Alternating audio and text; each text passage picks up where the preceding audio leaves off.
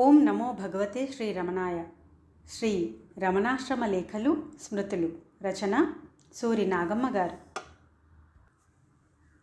నిన్న కనుమ పండుగ కదూ. ఈ పండుగకు అన్ని ప్రాంతాలలో పశువులకు అలంకారం చేసి పొంగలి పెడతారు. ఆశ్రమంలో కూడా నిన్న ఉదయం రకరకాల పిండి వంటలు వండి దండలుగా గుచ్చి మెడలో వేసి నందిని పూజించుటేగాక గోశాల ముందర ముగ్గులు పెట్టి రంభాస్తంభాలు అంటే అరటి స్తంభాలు నాటి పచ్చాకు తోరణాలు కట్టి గోవులన్నింటినీ స్నానం చేయించి నుదుట పసుపు కుంకుమ పెట్టి పూలమాలలతో అలంకరించి పొంగలి పెట్టి మంత్రాలు చదివి టెంకాయలు కొట్టి గోపూజ చేశారు. లక్ష్మి గోవులకు రాని కదా, ఆమె శోభను చూసి తీరాలి. నొసట పసుపు రాసి కుంకుమ పెట్టారు. మెడలోనూ కొమ్ములకు చేమంతి, గన్నేరు, దవనం, రోజా ఇంకా ఎన్నెన్నో రకాల పువ్వులు మాలలుగా కట్టివేసి వండిన గారెదండ, అప్పాల దండ, చెక్కెలాల దండ, మనుగుబూరెల దండ, జంతికల దండ మొదలైనవి, అరటిపళ్ళు, చెరుకు ముక్కలు, కొబ్బరి ముక్కలు మొదలైనవి విడివిడిగా దండలు గుచ్చి మెళ్ళో వేశారు. అంతటితో తృప్తి చెందని పశువుల కాపరి తన ఇంట్లో సొంతంగా వండిన జంతికల దండ మరొకటి తెచ్చి దాని మెడలో నింపాడు. ఇదేమిరా అని నిరంజనానంద స్వామి అడిగితే, ఏటేటా నా మామూలిది స్వామి అని సగర్వంగా బదులిచ్చాడా కాపు. ఇలా లక్షణంగా అలంకరింపబడి కామధేనువు వలె కన్నుల విందునర్చుచున్న ఆ లక్ష్మమ్మను చూస్తే సంతోషంతో నా మనసు ఉప్పొంగి కడుపు నిండినట్లు అనిపించింది. 9:15కు బయటికి వెళ్ళిన భగవాన్ ఆ బిడ్డలను ఆదరించడానికి 10 గంటలకు గోశాలకు వచ్చారు.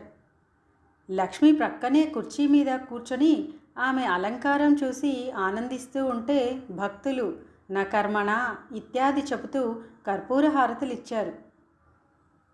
కొందరు భక్తులు లక్ష్మికి ఫోటో తీస్తామన్నారు. గుంపులు కూడిన భక్త బృందాన్ని పక్కకు తప్పుకోమని గోశాల మధ్యకు ఆమెను తీసుకువస్తే తల ఊపుతూ వయ్యారంగా నిలిచిందాయమ్మ.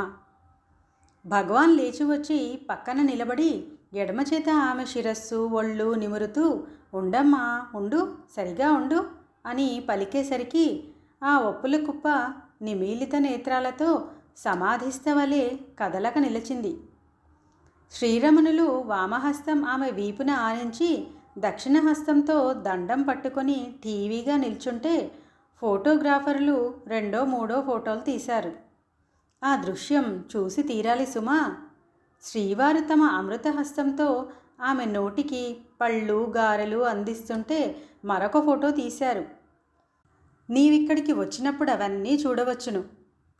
లక్ష్మీ సహితంగా భగవానులా గోశాల మధ్య ఉన్నప్పటి ఆ దృశ్యం చూస్తే రేపల్లిలోని గోపాలకృష్ణుడు జ్ఞాపకం వచ్చాడు. అదీగాక బ్రహ్మవైవర్త పురాణంలో కృష్ణుడు గోలోకనాథుడగు పరమాత్ముడని, ప్రకృతియే రాధయని చెప్పబడి ఉంది. అవినాభావ సంబంధం గల ప్రకృతి పురుషులే రాధామాధవులని ఆ పురాణ సిద్ధాంతం. శరీరం కొంచెం ఎడమ ప్రక్కకు ఒరిగేట్లు టీవీగా నిలిచి ఆ చెయ్యి లక్ష్మిపైన పెట్టి కుడిచేత వేణువో అన్నట్లు కర్ర పట్టి ఆనంద సముద్రంలోని అలల నురుగా అన్నట్లున్న చిరునవ్వు ముఖంలో చెందులు తొక్కగా కృపాదృక్కులతో గోగణ సహితంగా నిలుచున్న భక్త బృందాన్ని అవలోకిస్తున్న ఆ సుందర రమణమూర్తిని చూస్తే సవ్యాపసవ్య పాదాంగుష్టాలు ఊతగా నిలిచి జగన్మోహనకరంగా మురళీగానం చేయుచున్న కృష్ణుడా అన్న తలపు కలగటం వింత కాదు. ఆ కృష్ణుడే రమణుడైతే చెవులు ఊరబెట్టుకొని అనిమేష నేత్రాలతో భగవత్కర స్పర్శానుభూతి చేత ఆనంద పారవశ్యం పొంది విశ్వమే మరచిన మా లక్ష్మిని ఏమనాలి? ప్రకృతి స్వరూపిణి అయిన రాధ అందునా? ఆమె దేవాంశ సంభూత కాకుంటే మానవ భాష ఎలా అర్థం చేసుకుంటుంది? నిన్న నిజంగా మానవ దృష్టికి అగోచరమైన గోలోకము, తదధిపతులైన ప్రకృతి పురుషులను చర్మచక్షులతో చూడగలిగామనటం అతిశయోక్తి కాదు సుమా. నా వెర్రి భావనకు నవ్వుతావేమో కానీ ఆ దృశ్యం అంత మనోహరంగా ఉంది. ఏటేటా ఈ గోపూజ జరుగుతూనే ఉంది. కానీ ఈ 7 భక్తులు లక్ష్మమ్మకు ఫోటో తీస్తామనటం వల్ల భగవానులు ఆమె ప్రక్కన నిలిచి మాకీ దివ్య దర్శనం ఇచ్చారు. ఎంత సుదినమో. నా సంతోషం పట్టలేక నీకు రాస్తున్నా. ఇక సెలవు.